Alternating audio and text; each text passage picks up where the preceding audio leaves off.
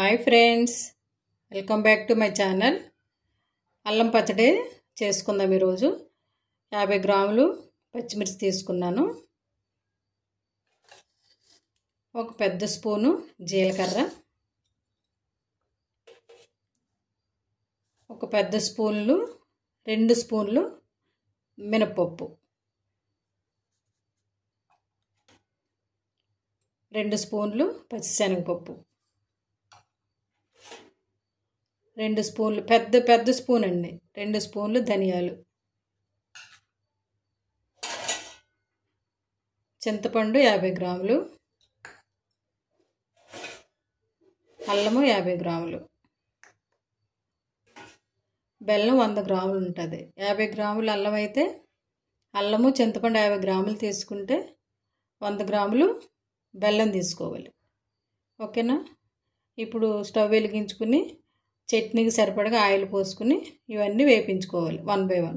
తర్వాత ఇందులో చన్నీళ్ళు పోయకూడదు, వేడి నీళ్ళే పోసుకోవాలి. 2 రోజులు 1 వీక్ దాకా నిల్వ ఉంటుంది అల్లం పచ్చడి. ఓకేనండి? స్టవ్ వెలిగించుకుని కళాయి పెట్టుకున్నాను. ఇప్పుడు ముందుగా పప్పులు వేపించుకోవాలి.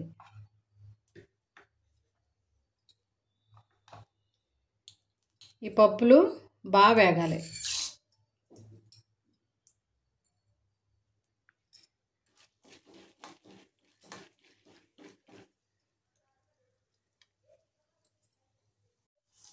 మినపప్పు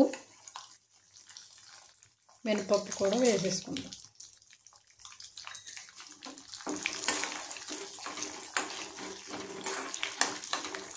స్టవ్ మీడియం ఫ్లేమ్లో పెట్టుకుని ఈ బాగా కొంచెం కలర్ వచ్చేదాకా వేపించుకోవాలి.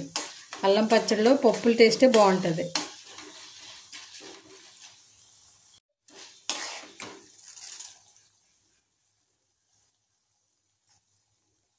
ఇప్పుడు మనం తీసుకున్నాం కదా అల్లం కూడా వేసేసుకుందాం.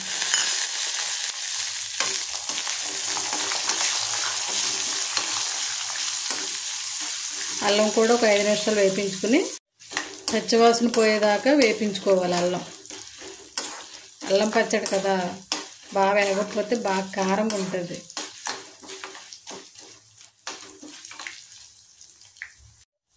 ఇప్పుడు జీలకర్ర,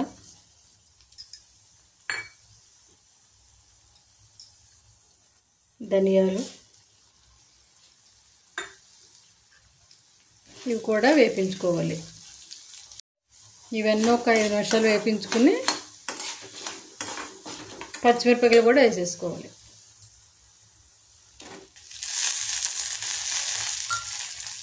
ఇవి కూడా స్టవ్ సిమ్లో పెట్టుకోవాలి. సిమ్లో పెట్టుకుని ఇవన్నీ 5 నిమిషాలు 10 నిమిషాలు వేపించుకుంటూ సరిపోతుంది. చింతపండు కూడా వేపించుకోవాలి ఇందులో.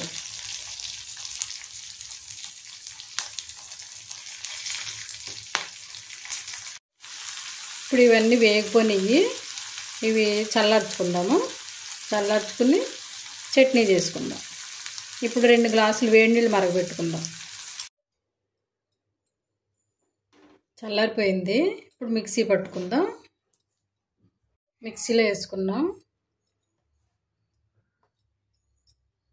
ఇప్పుడు ఇందులో సాల్ట్ వేసుకోవాలి, 1 స్పూను. మిక్సీ పట్టుకుందాం. ఇప్పుడు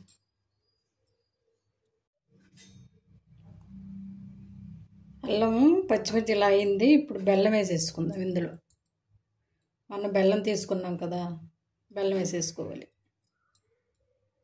ఇప్పుడు మిక్సీ పట్టుకోవాలి. బెల్లం వేసుకుని ఇప్పుడు కొంచెం వేడి నీళ్ళు పోసుకోవాలి. ఇందులో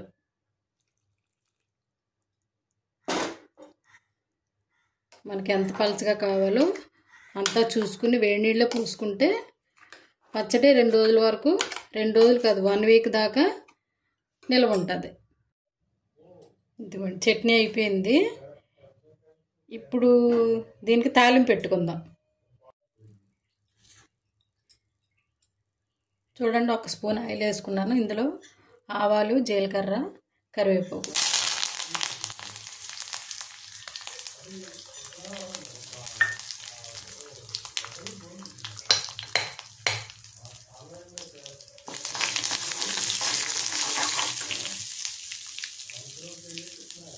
ఇందులో కొంచెం పసుపు వేసుకోవాలి. అంటే కలర్ గురుండలండి, టేస్ట్ అని కాదు కానీ కలర్ గురుండి.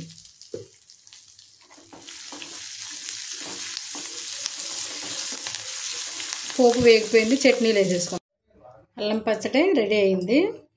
ఇది గారెలోకి బాగుంటుంది, టిఫిన్లో బాగుంటుంది, నోరు బాగాలేనప్పుడు అన్నంలో కూడా బాగుంటుంది. ఓకేనా? ఓకేనండి. వీడియో కనుక మీకు నచ్చితే లైక్ చేయండి, షేర్ చేయండి, సబ్స్క్రైబ్ చేయండి. ఓకేనండి. Thank you for watching. Bye.